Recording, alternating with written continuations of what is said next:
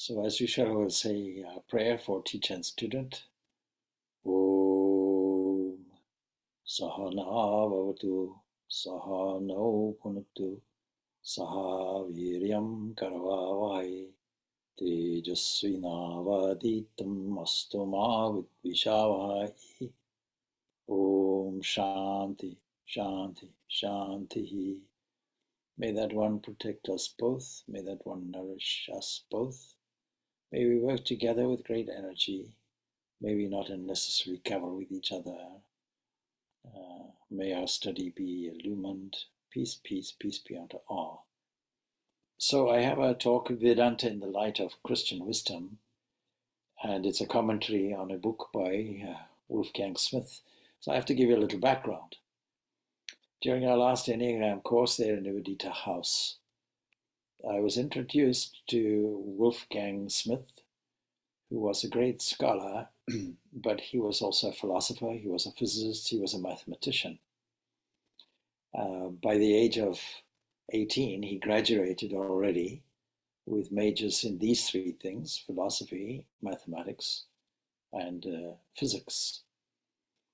But he was always a little uncomfortable with the mainstream dichotomy of what he felt was a dichotomy of the scientific community.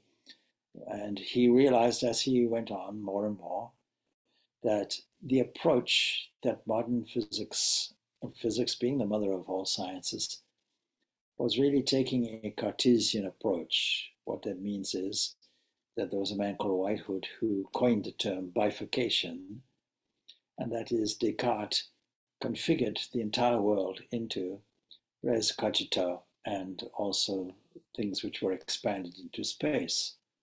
These two things, these two dimensions. And that gives us a little bit of a problem, because when I look at grass, for example, and we see it as green, it's not actually green according to the system. What it is photons are hitting the retina, they're going back to the various apparatus within the eye, and then the brain or the neurology of the brain is formulating a picture, and that's what comes out. But I think anybody who has that kind of view will not dispute that what I see as the grass is green. Now, in our Vedanta scheme of things, which really comes from the Sankhya way of thinking, in terms of categories, we can see that the world is, grass is green, roses are red, colors are real, because among the categories will be the objects of the senses. And because we only have five of these senses in terms of receiving information, then there are five corresponding objects. And then our response to that world creates another five senses of reaction. And so that creates a world so far of 15 things. But there is a corporeal world, according to Wolfgang Smith, that is also there. It's there, full of ideas, full of qualities. And so if we only take the physical world, we'll only be interested in quantitative things. That is, the world is just a series of mathematical structures that creates many unsolved problems in the world of physics for us. Now, this Cartesian idea is really an endorsement of the atomic theory going back to ancient Greece. And the difficulty with that is that it leaves out anything which is not possibly obviously material, such as mind. So within the lower categories of things, we have the five organs, five senses of reaction, the karmendriya, the jnanendriya, and the objects themselves, but there is also something that is curiously called mind. And this, of course, is not within the physiological scope. So it is not within the neurology. Now, Wolfgang Smith discovered that there was a man going back to 1948 who really found evidence for grass being actually green. But modern science hasn't caught up with it because this paradigm is still there of this bifurcation. And Plato has a threefold world, and he noticed the Vedic religion also has a threefold world. And that is why when we, for example, repeat the Gayatri Mantra, we start off with these sound symbols of these three different worlds, Bu, Buha, Soha. Of course, there are 7 also of them, which we can go on to. But you see, this threefold way of thinking is echoed in the human experience. 3 states of consciousness are there. We have this waking state, this dream, this dreamless sleep. And the idea is there any reason why we should not expand this in some way to embrace the macrocosm itself? And that is the Vedic way of thinking. Now, Wolfgang Smith, he had the opportunity of reading this profound book by Rabindranath Tagore, the Gitanjali, and he was supremely impressed by some of the words that he read there, and he had a desire to go to India. And so, along with this desire in between various posts, positions in the academia, he really was inspired to go to India. He went there for 7 months, and he met Ramana Maharshi, among others, and he went up in the Himalayas and noticed he met these amazing sadhus steeped in this Vedic religion, as he calls it. So the first stanza he read from the Gitanjali was, "Thou hast made me endless, such is thy pleasure. At the immortal touch of thy hands, my little heart loses its limits in joy and gives birth to utterance ineffable." In his introduction in his book, namely Vedanta and In the Light of Christian Wisdom, he says, "Most certainly I had not heard anything like that from my mentors at Cornell University. It touched me deeply and aroused in my soul what the poet terms intimations of immortality. And although," he says, "I continued with my physics, mathematics, and even the so-called philosophy, it would never again be the same in the wake of that first, 'Thou hast made me endless.'" Now, recently we had celebrated on 11th of September the opening session of the Parliament of Religions. And we noticed that Swami Vivekananda had a beautiful, beautiful opening statement to make. And the theme of that statement was that this unity of religions, this unity of our understanding, this harmony, would really result in world peace. That past generations had wasted a lot of time in fighting and so on, and in their bigotry, shedding much more blood than religions themselves espoused was morally true or morally necessary. And so he puts it in extremely dramatic language. So all paths are true, he comes to this conclusion. And yet you see there are different paths. And Wolfgang Smith identifies 2 significant different paths. And both, he says, are valid. He highlights the Vedic path, and he has a term for it, and that is maybe the path of nirvana, if you like, using a Buddhist term. And as the key to it, he uses this second sutra contained in Patanjali Yoga Sutras of this chitta vritti nirodha, that the idea really, in practical terms, is to eliminate all vestiges of waves. And if this world is nothing more than a series of changing waves, in some way it has to be eliminated. He has great reverence for the sadhus he met. He says, one might say that the sadhu is striving to purify his body and mind, seeking to still the ceaseless welling of thoughts and emotions. More precisely, what authentic sadhus do is to practice yoga based upon teachings passed down through ages from master to disciple.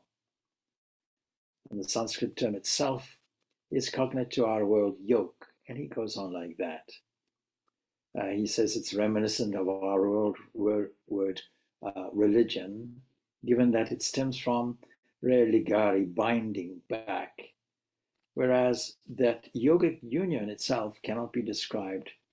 The methodology of yoga can and has in fact been set forth in its essence in this opening sentence of the definitive text. So yoga, declares Patanjali, is chitta vritti nirodha, the uprooting, that is nirodha, of mental, that is chitta, modifications, that is vritti. So think of the mind as an ocean. Yoga is then the stilling of its waves. So he says, as to the prophesied encounter between Christian West and India, it may be time for each side, the Christian and the Vedic, to understand the other to the extent at least that a religion can be understood from the outside. Or for the Christian, this means to catch a first glimpse, presumably, of what inspires the Vedic sadhu to a life of poverty and chastity, practicing austerities undreamed of even in our most ascetic monasticism, he says. And he says, and let me add, for those who might shrug this off as pious exaggeration, that I myself have witnessed sadhus spending their days and nights in deep meditation and have caught a glimpse of the ensuing serenity, for lack of a better term, which struck me as patently supernatural. So he lays out that there is an eschaton, that is a finality of outcome for the Vedic system and the Christian system, but he points out that these are radically poles apart. And although all paths may lead to the same goal, maybe this is so, as Swami Vivekananda points out, but we have to understand that the paths themselves are poles apart. And unless we understand that, we're in danger of making some severe mistakes. So let us try and analyze the dangers away from the book a little bit, from my own point of view. The final conclusions of Vedanta will be that the world in which we live is actually Maya. Don't think that that means illusion. It just means that there's a paradox, that things look to be real and yet they are not, in the sense that things are changing and they look to be the same. It looks like a continuous movie, but the reality is that the movie begins and ends, no doubt, but in a very apparitional way. And so that leads us to understand that the play goes on in a cyclical fashion. Now, this is in great contradistinction to the Christian view, which has a teleology, it has a direction, and therefore has a purpose. What is that purpose? That the world is a gift from a creator God and is designed as a relationship between a child of God and a father. Whereas, you see, if you take a cyclical direction and dismiss, as it were, this world as Maya, then there is a danger not to engage in it. There's a danger to dismiss it to think of it in a superficial world and for it to have no purpose. Now, I often ask the question, and I'm sure I asked it on the weekend of the Enneagram when we were discussing these things, the catch question. So, what is the purpose of this universe? What is the purpose of life? And various answers come up. It's a kind of lesson, it's a kind of Swami Vivekananda's language, it's a gym where we gain strength, or it's a place like a circus where clowns tumble. He uses these ideas. But strictly speaking, the trap that we can fall into is, yes, it has no purpose other than it is a play. So we have a term that we can add to the term Maya, and that is Lila Maya. It is a kind of play, a kind of game. And so in this game, is there a purpose to a game? Well, you might say if you play a game, the purpose is to win, but that's bad sportsmanship and creates competition, and competition creates difficulties and anxieties. Much better to take the non-competitive gap. For example, a footballer wishing to kick a ball has to raise a foot. In raising a foot, an astute player will see, there's a gap, let me put the ball through. And taking the non-competitive gap means that we have a designated space. And this designated space means that there are no duplicates. This is why DNA in all of us is completely unique. This is why we are all constitutionally different. This is why we should never attempt to be the same. And yet we have some commonalities also. And these commonalities bind us together as well in a common purpose. So is there a purpose? There is not a purpose in the sense of winning or losing. There is not a purpose, according to the Vedanta, there is not a purpose in an apparitional universe. It just happens to be, and it dissolves, no doubt, into a quiescent state and reemerges, and it goes on. And I think there are some very valid cosmological models that find great satisfaction in this recycling. But you see, there is a beginning in a sense. There is a beginning which says that at some point or other, there is a projection, a shasti. Even though there has been a period of quiescence which is incalculable in human terms and human time. And so it goes on like that. And is there a purpose? There is in a sense that there is an inner drive toward perfection within.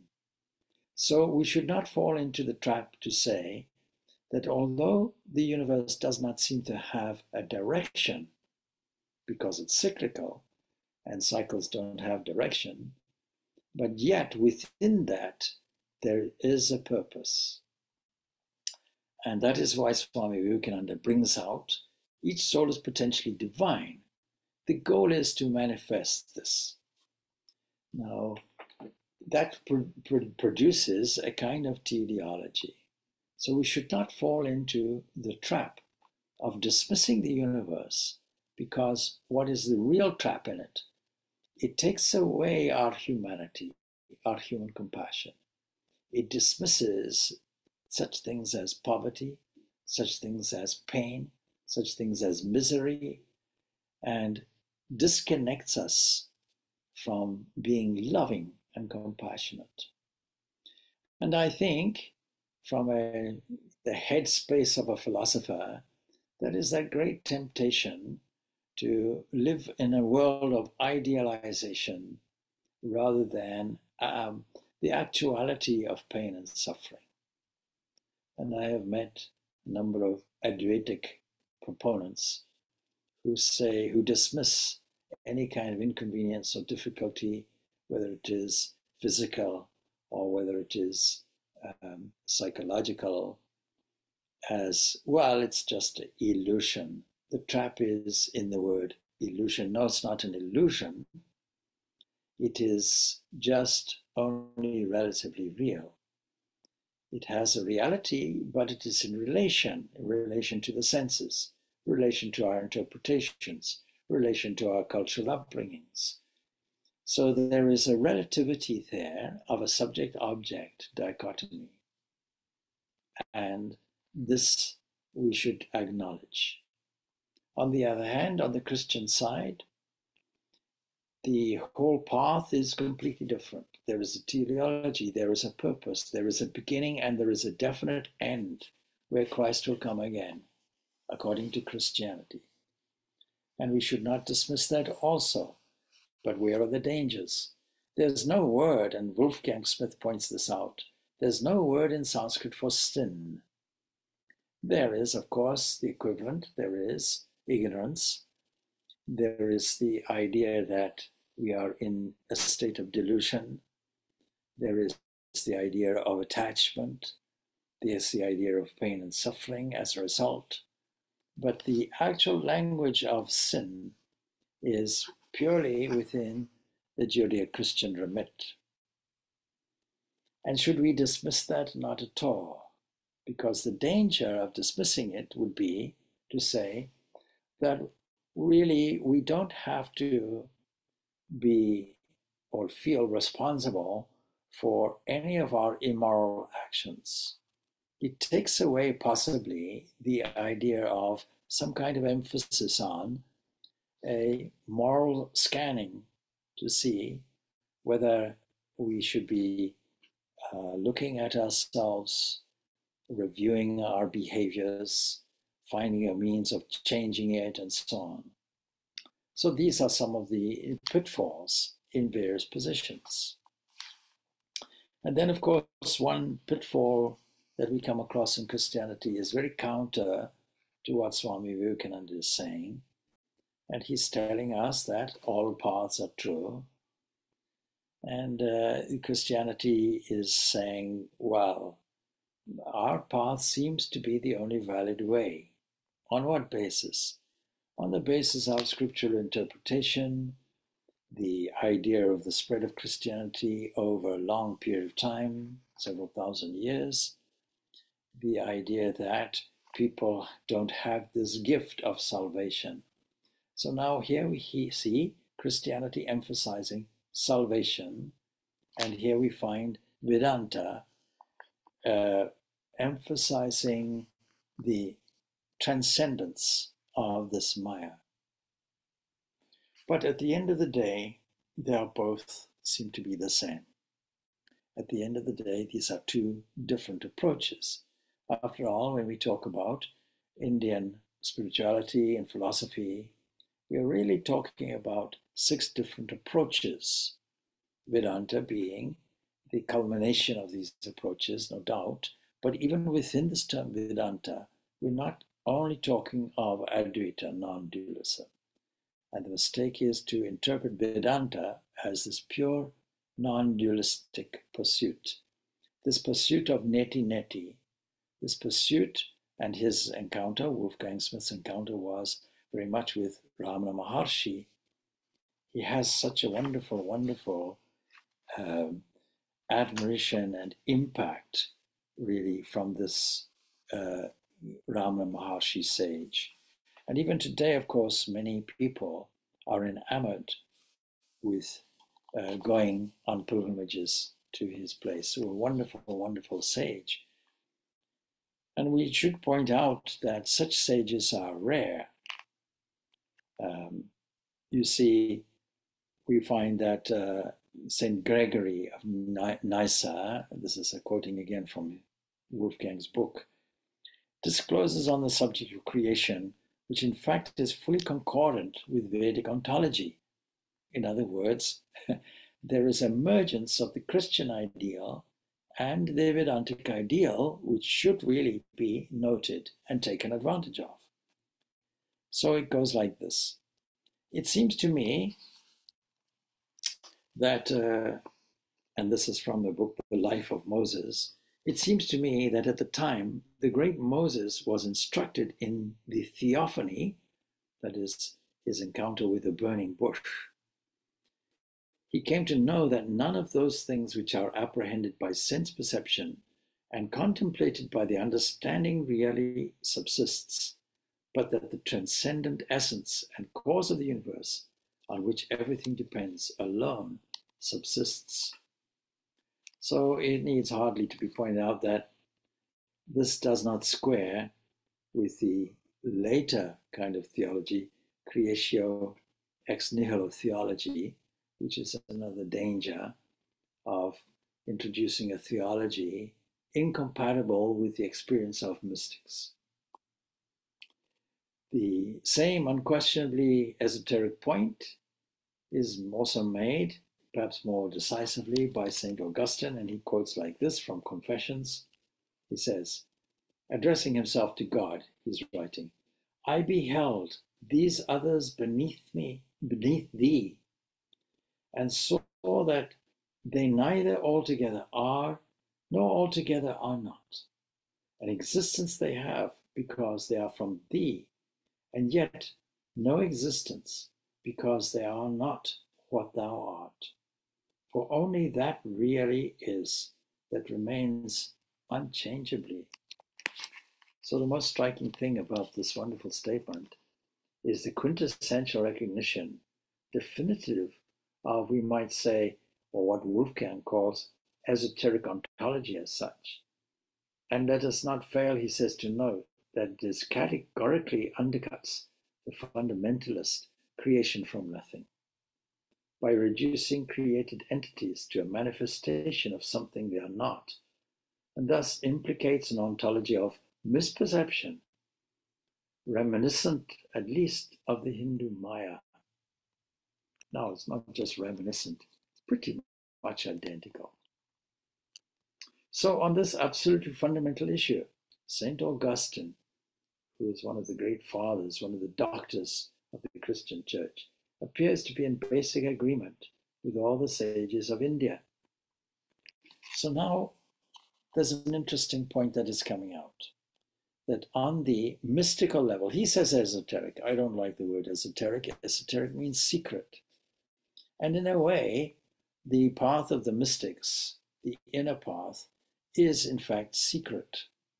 This manifestation of the divinity from within that Vivekananda espouses is in the sense esoteric rather than exoteric. It's not from the outside, it's from the inside. And we can see that sometimes religion comes from the outside in the sense of a structure, in the sense of a doctrine, a dogma. But Swami Vivekananda relegates this to secondary details. What is the primary thing? It is this act of manifesting. And very often people say, look, if our true nature is divine, why would Swami Vivekananda use this word potential? This question has come up many times. Well, it's because we don't know it. And so it's potentially lying there to be manifested. Now, this would seem to be the whole purpose of evolution. Far from it being involved in a cyclical way, no doubt it's there, but even within the cycle, there is an unfolding element, which we naturally call evolution. So it is from the point of view of a totality that the Vedanta is looking, whereas Christianity is looking at it from the point of view of humanity, indicating that the incarnation of Christ came to share our humanity. Now we might say, didn't Krishna also do this? Didn't Buddha also do this? Didn't Rama also do this? Isn't the whole idea of an avatar, which means a coming down, isn't that the case? Isn't it a fact that there is a cosmic mind? And when I mention this, I also talk about the balancing power, cosmic balancing power coming from age to age. Isn't this inserted as part of the Vedanta? Yes, the latter Vedanta, it is the latter day Vedanta. By the time the Bhagavad Gita comes out, this is an entrenched kind of understanding. But, prior to that, we have mythology also that indicates the gradual evolution as one creator mind manifesting this.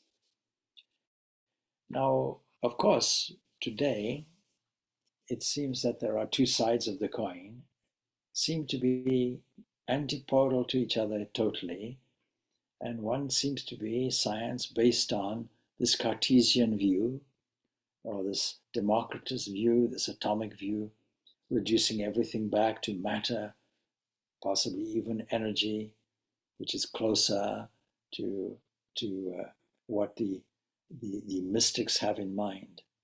So when I say mystics, I mean those people, regardless of the structure, either from the start or through the structure, have decided that they have come to a point where the answer doesn't lie outside, it lies within.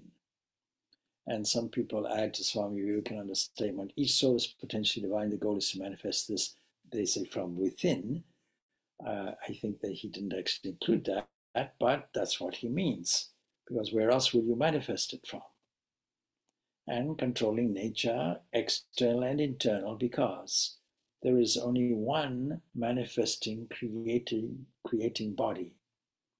So when we say creator and when we say manifester, we are really using convenience terms for something that is beyond our understanding. And yet, the whole idea of a cosmos being something like a corporate thing, following the pattern of the human, that is corpus, animus, spiritus in Latin, we would say, then we understand that the cosmological variation of this is contained in the Purusha Suktam, for example, seeing the whole cosmos, the whole of the existence, as something like a grand person. And therefore, what is the creative impulse in this? It must be a cosmic mind. Now, this comes out in Neoplatonism as logos, for example, nous. And this is incorporated in the Christian Gospels, in John's Gospel, because the most significant thing that is being stated there up front is the prologue. In the beginning was the Word, and the Word was with God, and the Word was God, and so on. And that Word became flesh and dwelt amongst us. And so, would it be appropriate to put Christ on a par with all the other incarnations? We might think so, but the Christian will not accept it. And is it worth, therefore, crossing the boundaries of what is precious and central to Christianity with the idea of spreading the message of Vedanta? And my answer to it is absolutely not. So when we have, for example, on our shrine, a picture of Christ and Buddha and so on, are we saying that these are equivalent? If we are, how will the Christian accept this? The Buddhist may well accept it, or may not, probably will not. Because you see, when we have a statue of Buddha, and we are saying that this Buddha is the cosmic mind, in other words, it is nothing more than God coming. And we're putting this on a par, on a parallel with Christ. The Buddhist himself doesn't accept it. The difference between, and Swami Vivekananda points this out in a lecture on Buddhism and Buddha, that we Hindus honor, love Buddha more than the Buddhists, because the Buddha himself declared he was only a man, and the followers will put him on that footing as well, not an incarnation. But we put him as an incarnation. We put him as equivalent. After all, somebody of enlightened intellect will reflect exactly that. It's only quibbling to say, well, is it theory? Is it really that he is the cosmic mind manifest, the logos manifest, the word becoming flesh? Is it really important? And my answer is, to the Vedantin, it is not important. After all of this is the divine play. It is all within the realm of Lila Maya, including this cosmic mind. But what is the significance of Christianity and the uniqueness that Christ brought? First of all, a concept of a Trinity. Second, a concept of salvation from the human upwards. And the uniqueness of a teleology which says that we will all be raised at some point. Now, this is in contradistinction, really, with the Advaitic Vedanta point of view that says, by the way, it is all an apparitional universe.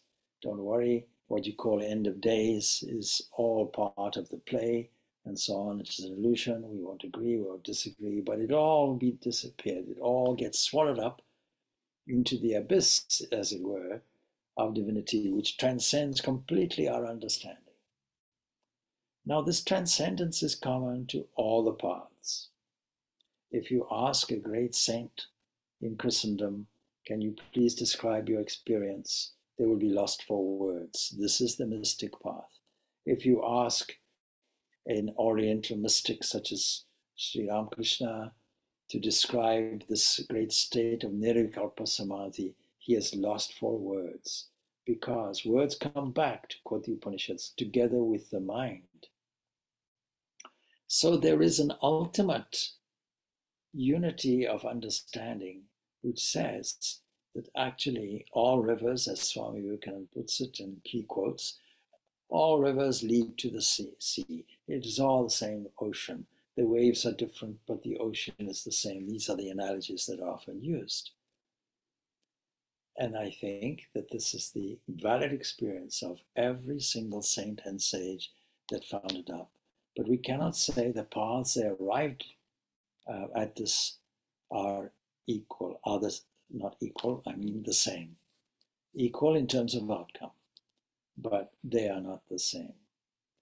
And so to try and convey the message of the one to the other, we have to be extremely careful not to fall into the trap. What is one of the traps in Christianity, apart from this exclusivism that is often put there? Well, one of the traps, and there's a reason, legitimate reason for that, but one of the traps is really to more emphasize the humanity rather than the divinity.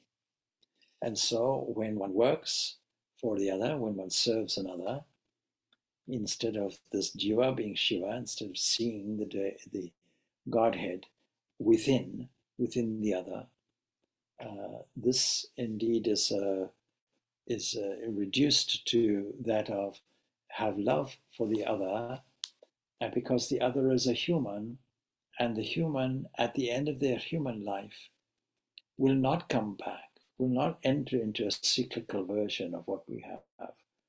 And ultimately there'll be a judgment on their deeds at the end of the day, and so on. So there's an eschatology which has a specific linear direction. Now the mystic will see things extremely differently. The mystic will indeed see, in the Christian version of it, the Christ within, and the Vedantin, away from the meditation, having seen this eternal self in themselves, will see it in others also. And so that is worth understanding, but that will be the real basis. It's not, though, that compassion is relegated. The danger in the Vedantic system is that the compassion is put into a secondary position. The danger with the Christian will be to put compassion there first, and the divinity is put into a secondary position, if at all. So we have to be careful to speak the language of these two paths. These are two valid paths. Wolfgang Smith acknowledges these are absolutely bona fide paths, both of them. But they are certainly different, and he's keen to point out these differences. He has a whole chapter on the wonderful mystic, Christian mystic, Eckhart, Meister Eckhart. Many of you recognize the term Eckhart from Eckhart Tolle, The Power of Now, and so on and so forth. But of course, Meister Eckhart was somebody who he wasn't just a teacher, a philosopher, but he was a mystic also. He wasn't just coming from the head, he was coming from the opened heart of the mystic. And it is here he makes this real unique contribution toward Christian mysticism.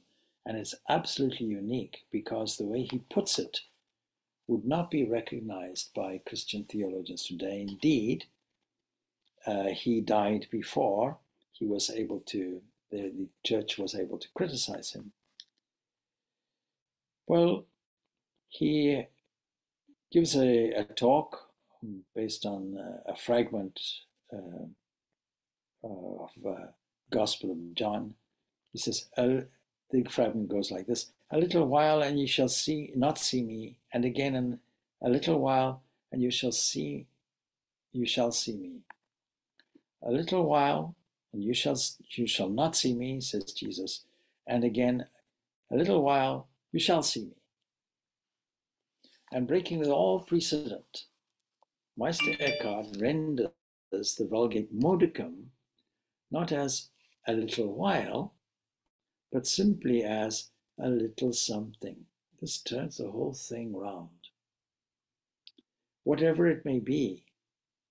And this leads him to conclude that, and I quote, however small a thing it is which sticks to the soul, we shall not see God. What a beautiful statement. But this is a statement from a mystic, not a theologian. So, however small a thing that sticks to the mind, sticks to the soul, if even a small thing like that, we shall not see God. Just as in Jesus' teaching on the Beatitudes, blessed are the pure in heart, for they shall see God.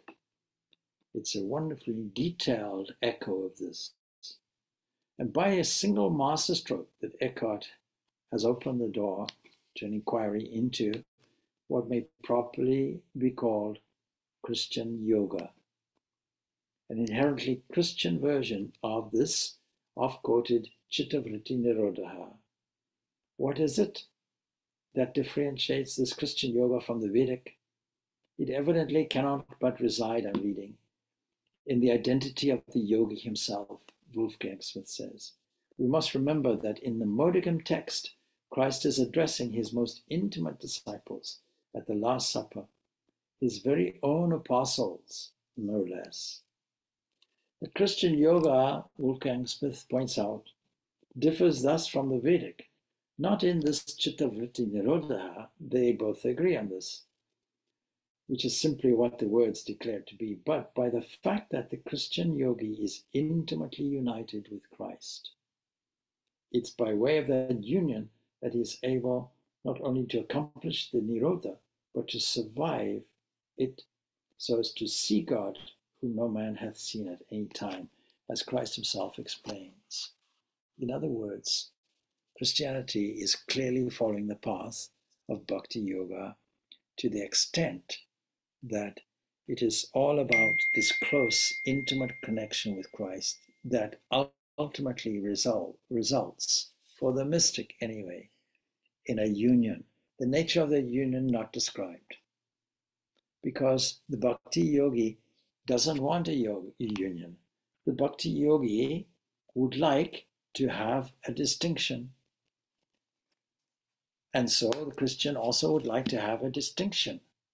They don't want to enter into Christ. And yet, this is ultimately what happens, of course, for the mystic. Further on, we can pick up this which says,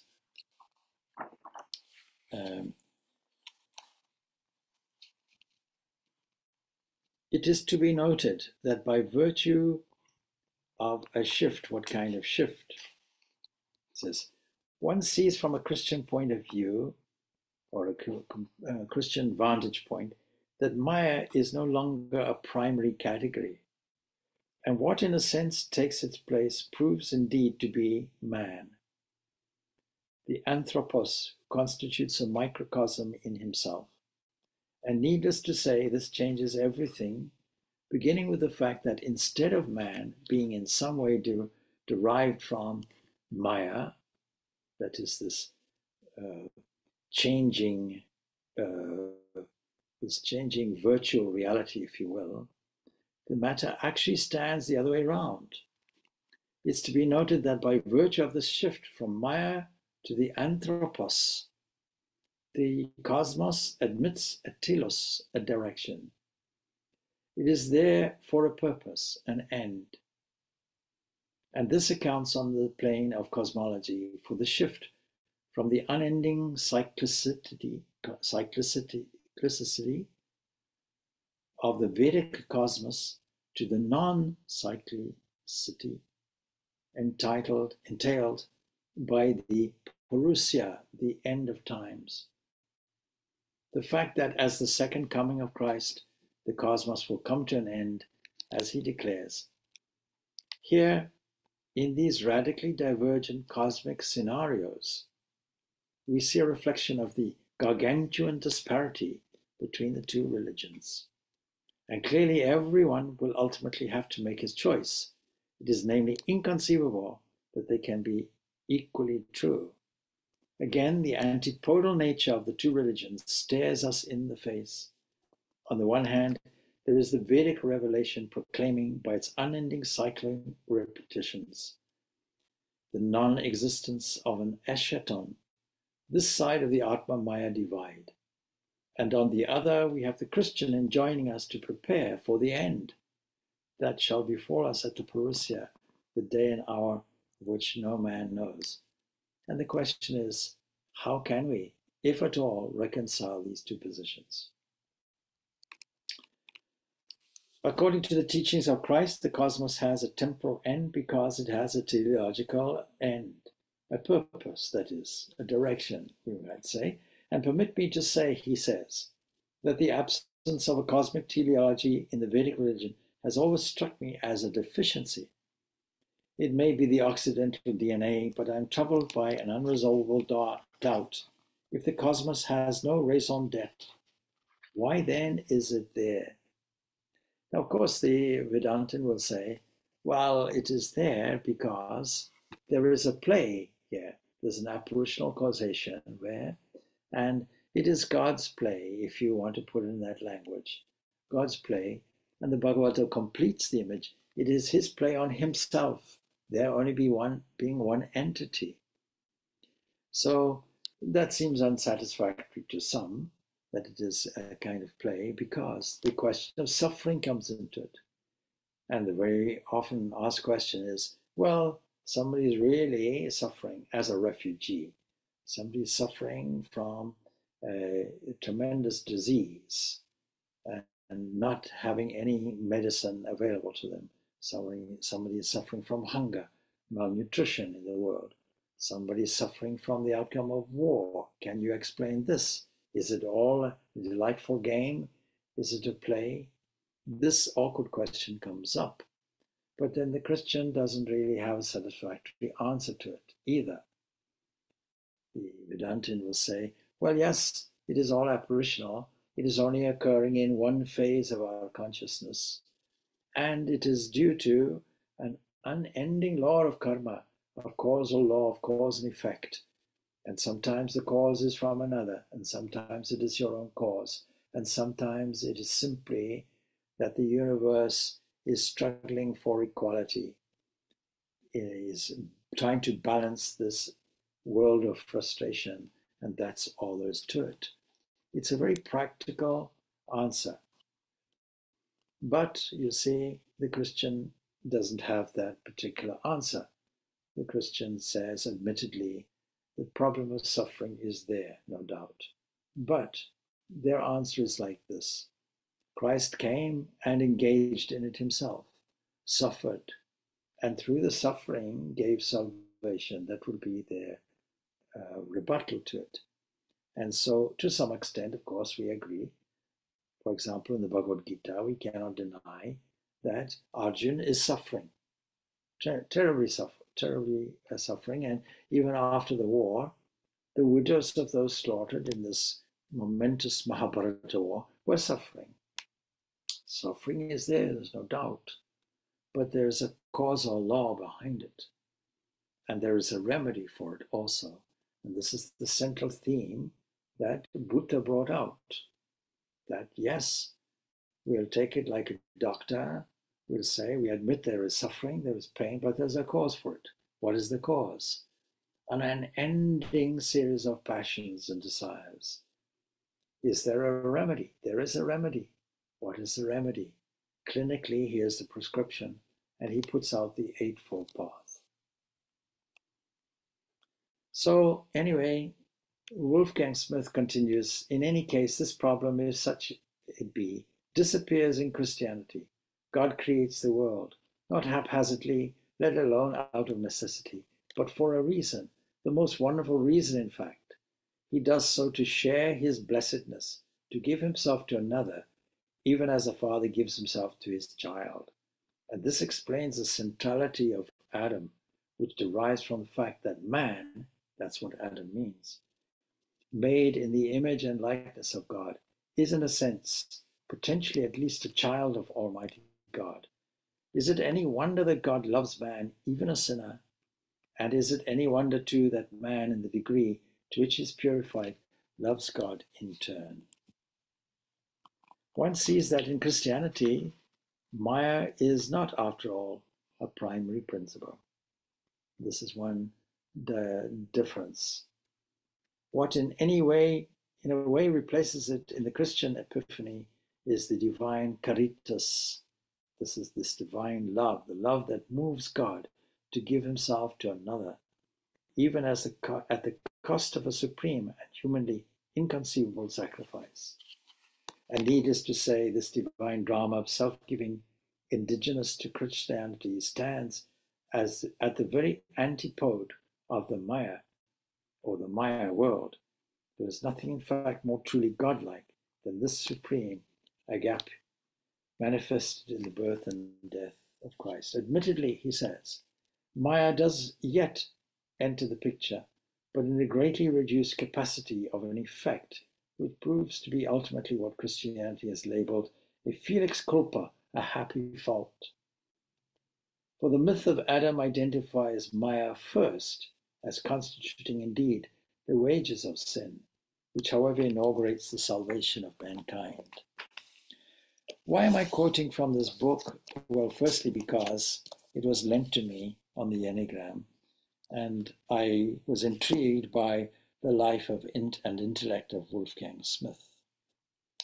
But this book, you see, Vedanta in the light of Christian wisdom, has a valuable lesson, and that is that sometimes in the Vedanta we are dismissive of a Christian point of view, in particular, which has this profound theology which emphasizes this love, this God is love, and that the devotee is responding to this love. Now we do have echoes of it, profound echoes of it, and in the form of, for example, Krishna playing with the gopis, or the profound love of the Radha Krishna concept, or the profound image of Shiva and Parvati, or we have the idea of different bhavas. But you see, I don't think any of it really carries the same intimate weight that the entire theology of this Christianity has.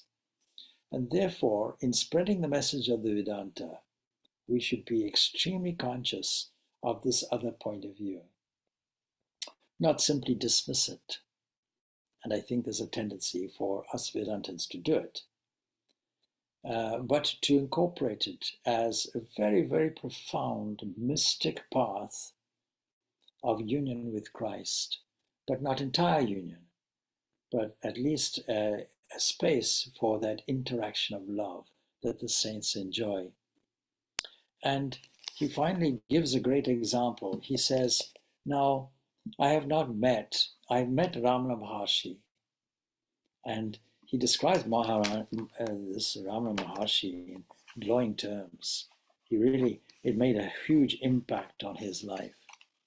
Now, he also, of course, mentions the life of the great Benedictine who goes to India, and he has a chapter from Benedictine to Sadhu, but he points out there, and it's on his personal point of view, that Henri Le,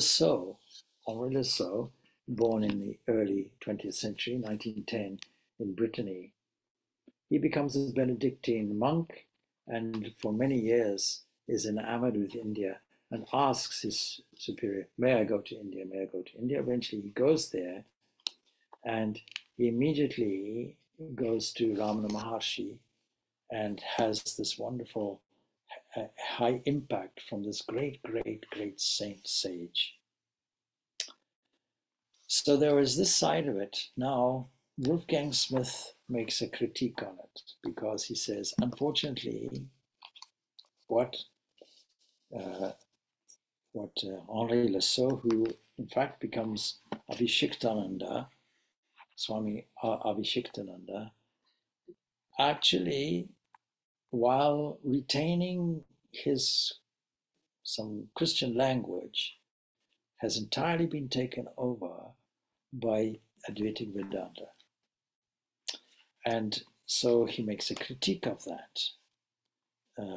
Now, I would not give a critique of that in the sense that it's a kind of contradiction in terms, because Wolfgang Smith says that this path of neti, this path of chittavritti nirodha, as he describes it, this path of nirvana, as he describes it, is a valid path. It's a bona fide path.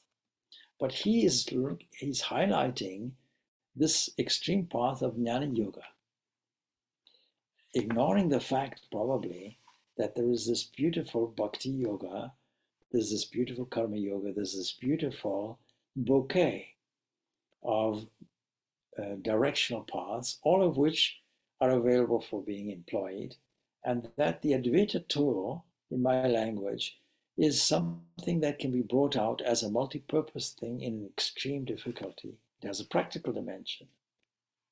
But the sweetness of this relationship, this love, after all, no man hath greater love than to lay down his life, he feels is really another valid path. Now, what about then, you may ask, of other paths? But he takes these two particular paths representing two different cultural aspects. The Occidental aspect. After all, the whole of the Western world is built on Christianity and Christian values. Even though we may have secular states, the values that are there and the culture which is there is entirely Christian. And then on the other side, of course, we find that in the Orient, it is almost entirely of the nature of Oriental thinking. It is essentially Vedic at root, at heart.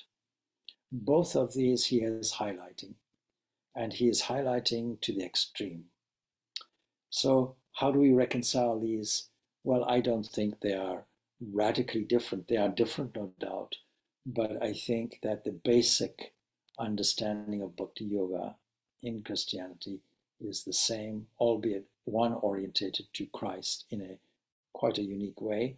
And the uniqueness of the Trinity, I don't think is so unique, because I think that there is this idea that there is a cosmic mind, which we call Hiranyagarbha, otherwise also called Prajapati, Lord of all creatures, that has a creative capacity, expressive capacity.